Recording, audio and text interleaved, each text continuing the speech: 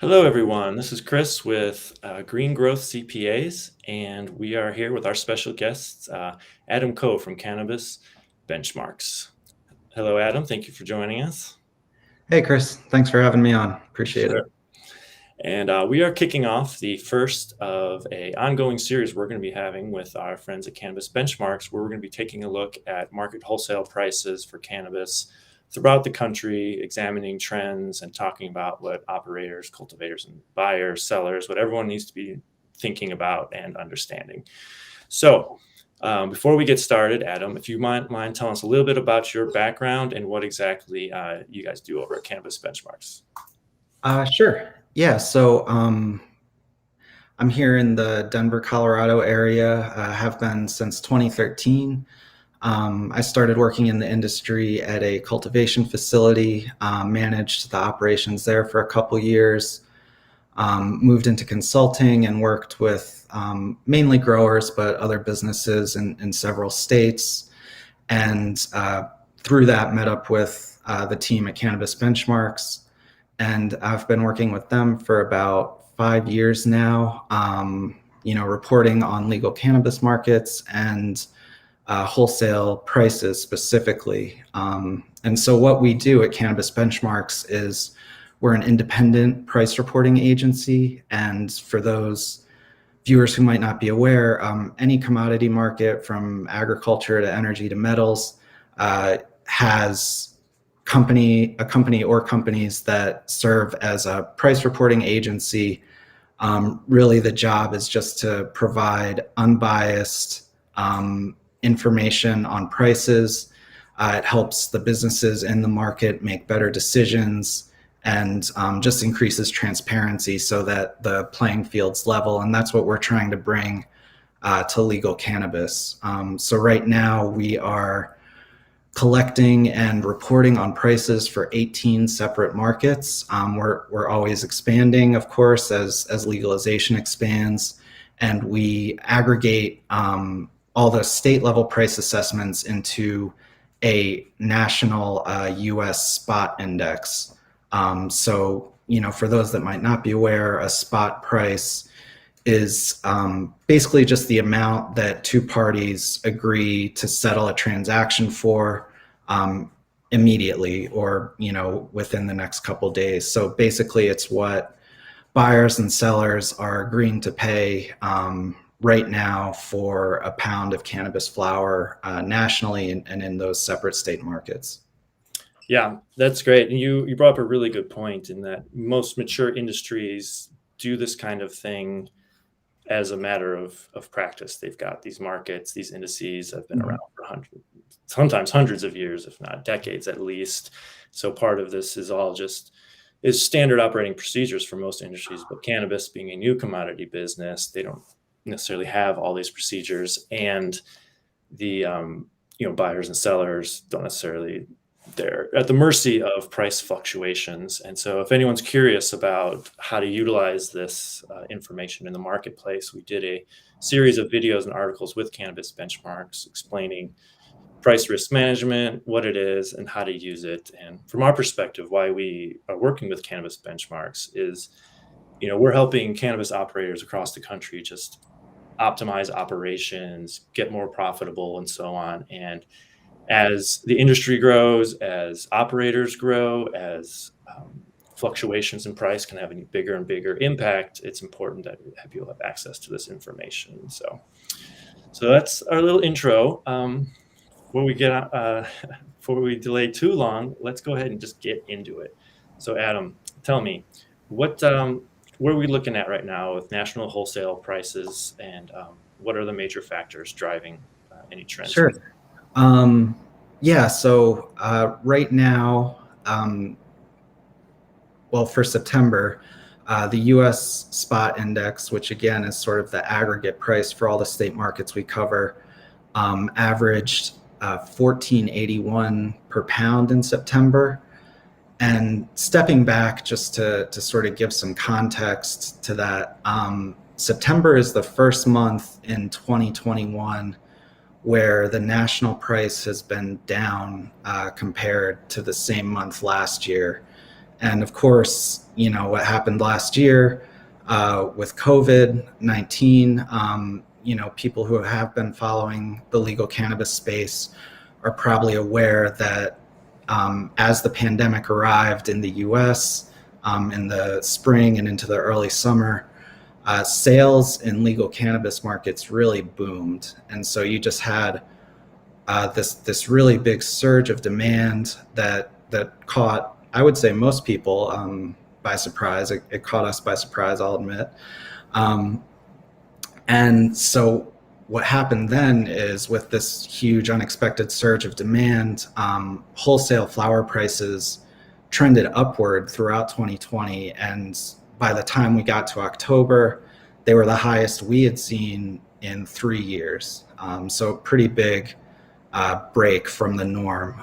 After that, the price went down a little bit with the fall harvest, which we'll talk about a little more going forward. But through the first part of the year, sales remained pretty strong. Price was steady, but like I mentioned, September was down from September 2020, and that decline really started around the June-July period this summer, which is a break from last year, like I said, when the price really rose throughout most of the year. So what are you seeing as the market drivers that are pushing this decline in wholesale prices? Yeah, so we did cover this for viewers that might want a little more detail. We covered it in a recent blog post with GreenGrowth CPAs. But sort of to sum up, a lot of the downturn in the national price has to do with declining prices in California and Oregon. A lot of flower is produced and sold in those two states, just really massive amounts. And so changes in price there on the West Coast can really move the national price. And so what we've really seen happening in both of those states in 2020, despite the issues that everyone had with COVID, and on the West Coast, there were really historic record-breaking wildfires. Despite all that, the growers in California and Oregon were able to overcome those challenges, and they brought in big harvests in the autumn of 2020. And we've heard from our price contributor network that provides us with the data that we aggregate. We've heard that there's significant amounts of product that was harvested last year still unsold on the market. So that's weighing on price. In California, you have,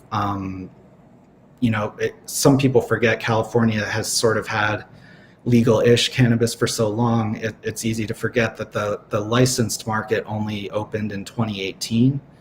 And so, on top of the big harvest last year, what we've been seeing this year in California is more large-scale grow operations that started the licensing process back in the 2018 timeframe, begin to come online, start producing at scale.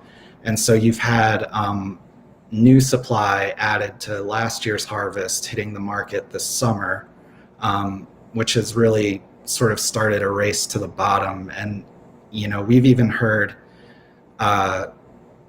well, first of all, I'll say for September, we saw prices in California down 14% from June, which is a pretty big drop in a few months.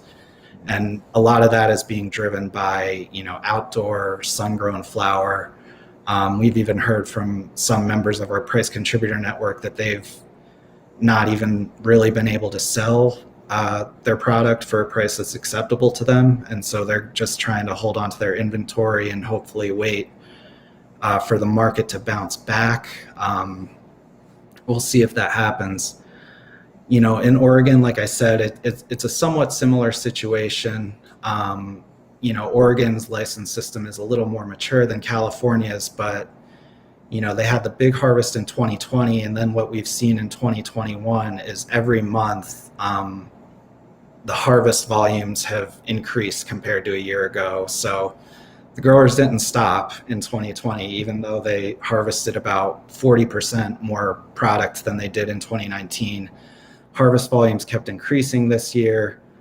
Those record-breaking sales that Oregon saw in 2020 during COVID have started to level off, and they've even declined a little bit. So you've had, increased supply, falling demand, and that's resulted in falling wholesale prices. And Oregon's seen an even steeper, faster drop than California. Our September price for Oregon is actually down 15% from July. And so, overall, some trends in Oregon are applicable to the national picture.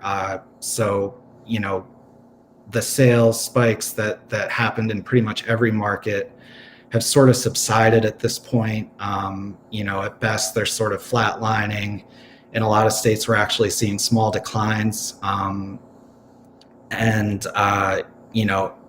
Similar to Oregon, many other states increased production in response to the big boom in sales last year. So overall, nationally, you sort of had, compared to this time last year, there's more production, there's a little less demand. And so that's sort of why we're seeing the that downturn in flower prices.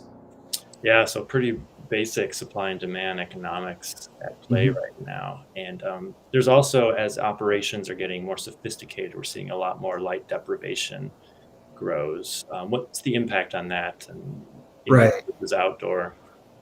Yeah, so light deprivation, that is playing a significant role in California and on the West Coast. It's something that, from my understanding, some growers started doing light deprivation years ago as a way to lower their risk. Instead of just having one big crop that they harvest in October, you can use light deprivation to get the plants to flower early, bring in a couple harvests, maybe in July, September.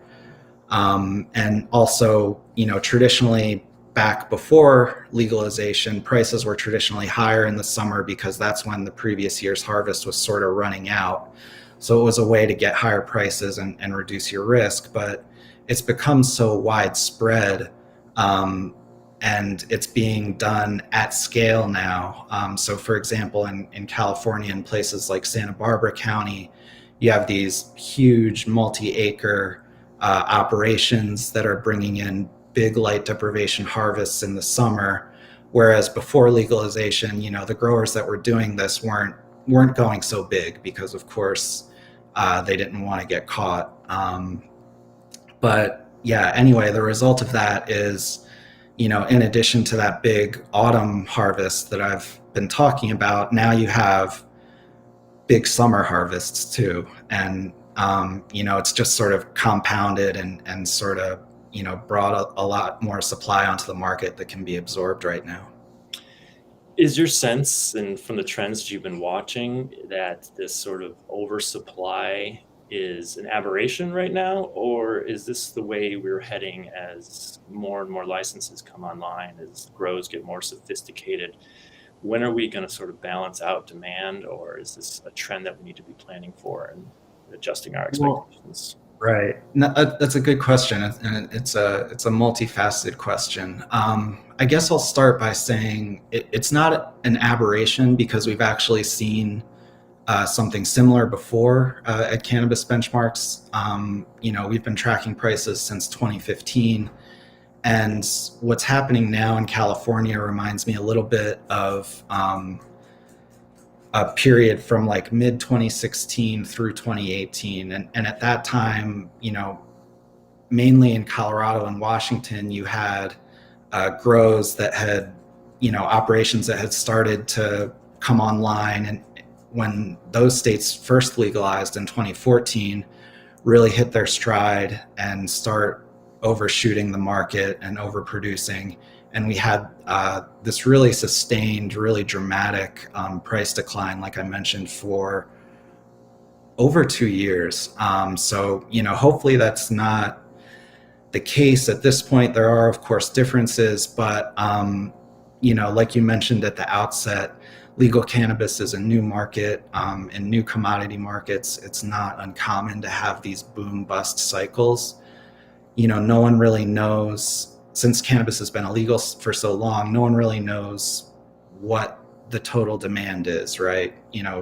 Producers don't necessarily know how much they need to produce to meet the demand. That the demand is always changing as new consumers enter the market, as consumers who previously got their product from illicit sources, come into the market. So, supply and demand is a moving target.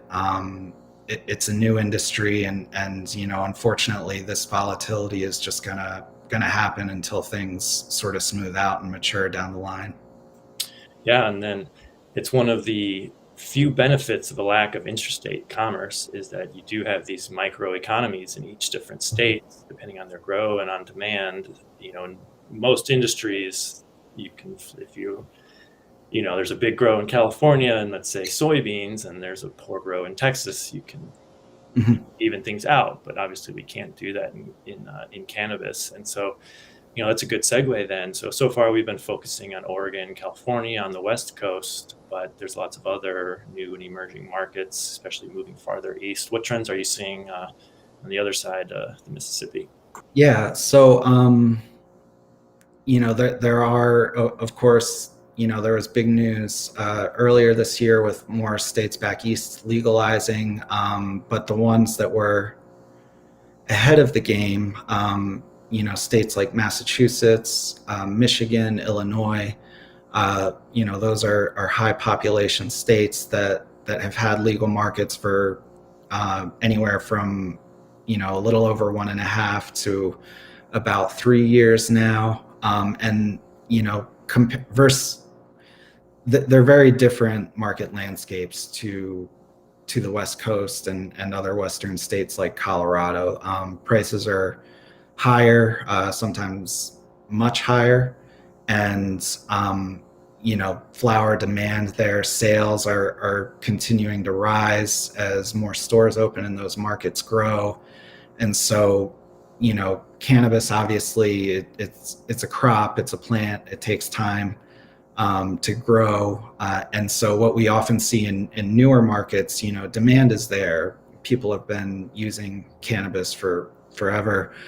But the legal production does take some time to catch up. And so we are seeing some higher prices and even rising prices in some of those markets compared to the falling prices out west. Yeah, absolutely. So in let's say a market like Massachusetts, where it doesn't have that strong outdoor grow climate necessarily, what are we seeing in that sort of smaller closed market? Right. So Massachusetts, just for some context, what we're seeing in terms of wholesale flower prices in Massachusetts, they're about 3 times higher than California right now. So it's a pretty, big spread there.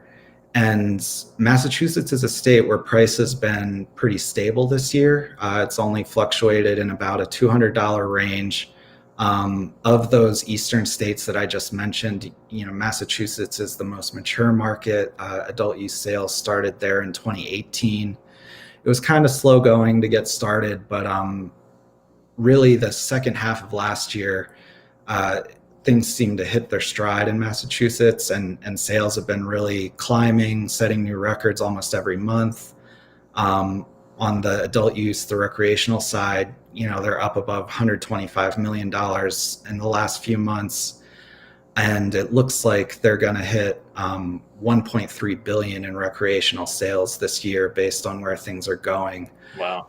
So yeah, it's really, like I said, after a slow start, it's really coming into its own. But I think with, the relative maturity of that market, like I said, the price has been pretty stable. And, there are a lot of cultivation applications in the pipeline. Right now, there's fewer than 60 active cultivation licenses in Massachusetts, which is pretty small when you look at, in Oregon, there's about, I think, 1,300 cultivation licenses. In Colorado, there's over 700. In California, there's over 7,000. So, it's a small number, but there are more cultivators in the application pipeline in Massachusetts. So, you know, it's likely that as those come online, that steadiness that we've seen might turn into a downtrend in the coming months and year. Okay. Now let's turn and take a look at the Midwest. So Illinois, big market, recently online. What's happening there? Yeah, Illinois, is one of the most populated states in the country. It's surrounded by states where there's no legalization, and they had really strong sales right out of the gate when they started in 2020. And right now, that's actually, from what we're seeing, it's the most expensive market in the country in terms of wholesale flower prices. And we've seen our assessed weekly prices have even topped $4,100 a pound recently, which is, it's prices I never thought I'd see again. When I mentioned I used to grow here in Colorado, and even back when recreational legalization started, you rarely saw $4,000 a pound. So, it's a pretty eye-popping number. Sales there have been really strong too. They've leveled off a little bit, but on the adult use side, they've been topping 120 million a month recently. Another 35 million a month on the medical side, pretty typically. And Illinois' market is kind of unique. There's even fewer cultivators than in Massachusetts. There's only about 20. They're the same groups that were supplying the medical market. They've been allowed to expand. One of those cultivation licenses in Illinois can be bigger than the largest tier grow license in Massachusetts. But even so, with the large population there, with the demand coming from residents of surrounding states, and the fact that there's a lot of vertical integration in Illinois, that's worked together to sort of keep those prices up. And it's been one of the few states in the country where prices have been in a consistent and pretty strong uptrend for the last year or so. Yeah, as a native Chicagoan, I can say that those sales, I mean, they must be deeply concentrated in the Chicago area because there's not much else outside there. And for a state that's so new, at least to the legal market, I mean, I don't see the demand going anywhere anytime soon, if it's not just increasing as it gets more and more normalized. Yeah. And I mean, one thing I didn't mention, there are, in Illinois, I think there's 12, 13 million people in the state. In terms of population, there's fewer than 100 retail stores open. So, Denver on its own has more than double that. A city of, 3 million, a metro area of 6 million, or I'm sorry, a metro area of about 3 million. And there are a whole new group of retailers slated to come online in Illinois. It's been held up with lawsuits and things like that, but there's almost 200 new retail store licenses that are just waiting to open, and so that should really boost sales even higher. More shelf space to fill, more wholesale demand. So yeah, it's going to be an expensive market probably for some time. Yeah. Wow. And then right across the lake there, let's check in on Michigan. What are we seeing over there? Yeah, so Michigan is a little bit of a different story than Illinois or Massachusetts. I mentioned in both of those states, there's a relatively small number of cultivators.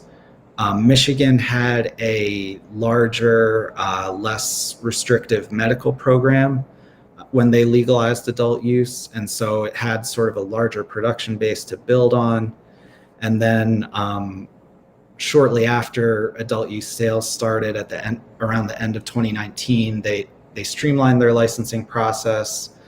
A lot more businesses came into the market, and then earlier this year, they opened up their licensing process to anyone on the adult use side. So prior to March of this year, if you wanted to get one of the larger cultivation licenses, you had to have held a medical cannabis license in Michigan, and that no longer applies. So since then, we've really seen, the production side of Michigan's market blossom. And to this point, on the adult use side alone, they've issued about 900 active grow licenses. So, similar to the numbers you see in some of the bigger Western states, growers are getting more plants in the ground.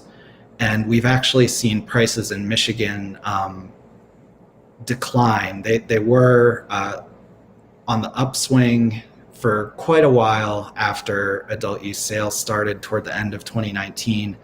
But sort of mid-late summer, they've started to trend downward from what we're seeing. There's not really an oversupply situation of the kind that we were talking about in California and Oregon. But like I mentioned, production has been ramping up.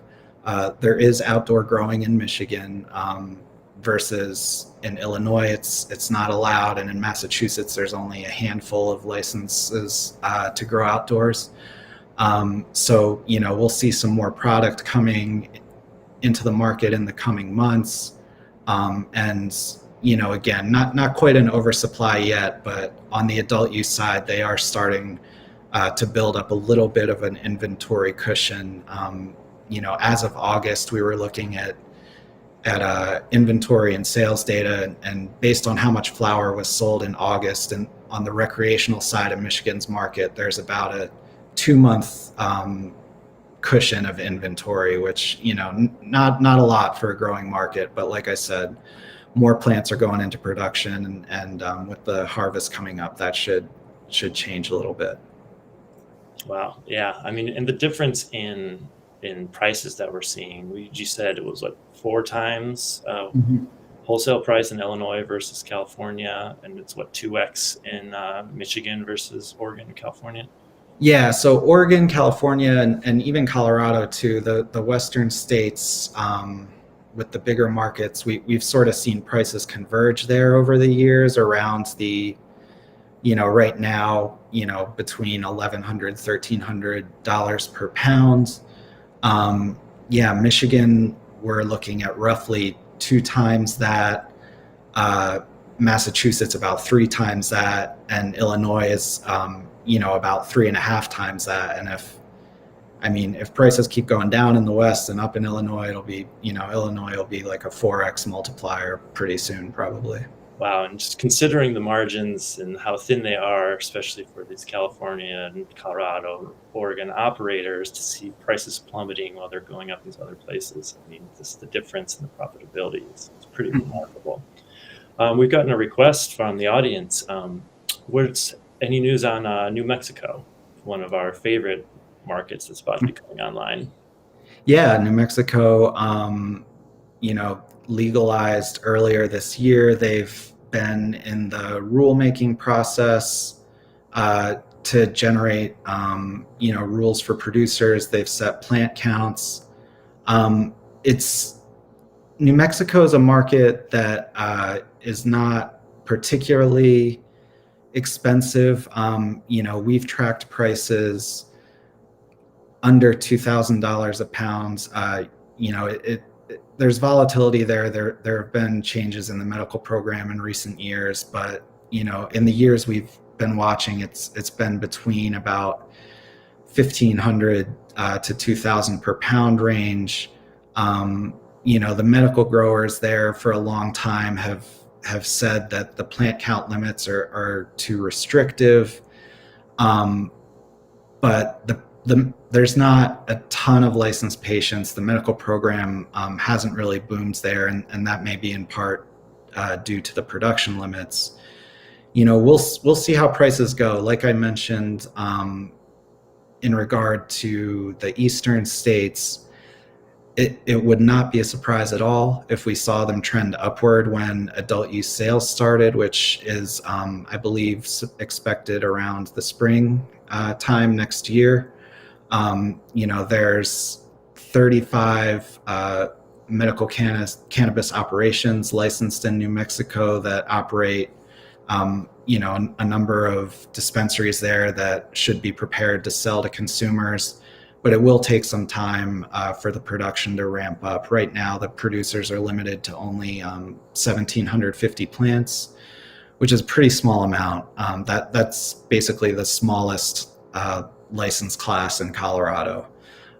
They're going to be allowed to expand up to, over 8,000, and then they can expand further after that. But, for the next year or so, I would expect, prices to trend upward, if anything.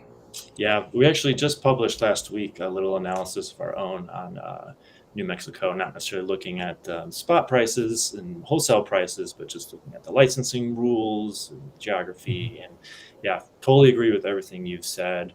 We're seeing that it's not a massive, because New Mexico's population is relatively limited compared to others, but like you said, there's a limited number of medical patients out there that has kept, because of regulations, has kept the market small. But when it does fully open, I believe it's May of next year, maybe June.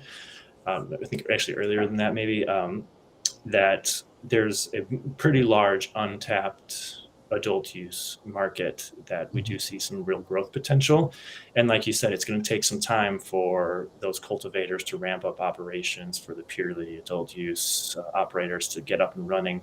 And so I think it's going to be a relatively slow but pretty steep big growth opportunity out there. And so we're actually quite excited about that market. I think it's got a lot of opportunity, and licensing and tax regulations are, on the grand scale of things, pretty reasonable. And I'll just drop a link to the article in the chat there for everyone. Yeah, and it's kind of funny being here in Colorado. There are several small towns along the border of Colorado and New Mexico that actually have some of the highest per capita sales in Colorado. And that's, in large part due to New Mexicans coming over and buying. So like you said, there's the demand is there. And so I'm sure those folks would rather stay in state rather than making the drive. And yeah, that'll help to push the prices upward. Yeah, and similarly, so for New Mexico, I think it was about, 50 to maybe 70%, we have the numbers in the article, is concentrated in the Albuquerque area, and it's large swaths of rural areas around it.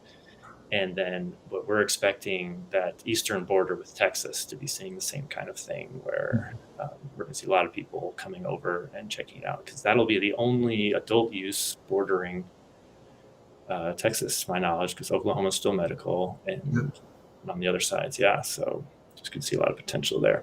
So we are coming close to the end of our time here, and actually, thank you, Adam. You've been very patiently going. We were originally going to go maybe 15, 20 minutes, but this is a rich subject, so we've gone a little over. So I do want to just give you a chance to any final thoughts, any big kind of trends you want to share about the national, where we're heading from here. Yeah. So on the national level, like I mentioned, the price is driven a lot by those big Western states. And right now we're in the thick of, Croptober, as those in the industry call it. So the big autumn harvest is coming down. I expect it to be big again, as it is pretty much every year. They really know what they're doing out in California and Oregon and Washington. And this year you didn't have some of the, you had the drought issues, which have been very challenging for some, but you didn't have the wildfires and the evacuations and things like that you had last year. So, we've already seen a big surge of supply this summer. I expect there to be even more coming to the market, especially November, December, January, February, as that fall harvest gets dried and trimmed up. So yeah, it could be tough. for growers in California and Oregon, and really especially in California, because Oregon is a state that does not have a state level tax on cultivators. They only some local governments have taxes, but on growers, but on the state level, they only have a tax at the retail purchase level. But in California, they have a cultivation tax, which is flat rate by weight. So no matter what the price you're selling for in California, you're always paying, X per ounce for flower, for trim, or for fresh plants, depending on how you're selling. So when the prices fall, it can get really tough, and that's one of the reasons why I mentioned earlier that growers are choosing to sort of hold on for better prices, because that tax just can really destroy their margins. The bright side, there's a lot of room for growth in California, more retailers coming online in Los Angeles, Orange County, other areas. So that should help absorb some of the supply, but unfortunately, like I said, the growers out there just really crush it almost every year, no matter what's thrown at them. So we're thinking we'll probably see prices continue to trend down. On top of the big harvest in the fall, October, November, and January, February are sort of the softest sales months of the year. So, sellers should see a little bump in demand in December around the holiday season. But after that, sales are usually kind of slow until spring, early summer. They start picking up again. So, we might have to wait until then to see turnarounds to the downtrend that we're seeing right now. Okay, so we're looking at maybe 4 to 6 months before we can really start to, get excited about an upturn. Mm-hmm. One more question before we go from the audience. Do you see the price of extracts correlating directly with flower prices? Are they on their own paths, or? They do correlate to a certain degree, I would say. The price of extracts, just stepping back in general, with legalization, I mentioned back in the day here in Colorado, you would see $3,000, $3,500 a pound. With legalization in general, the trend in price in flower and in extracts has been down.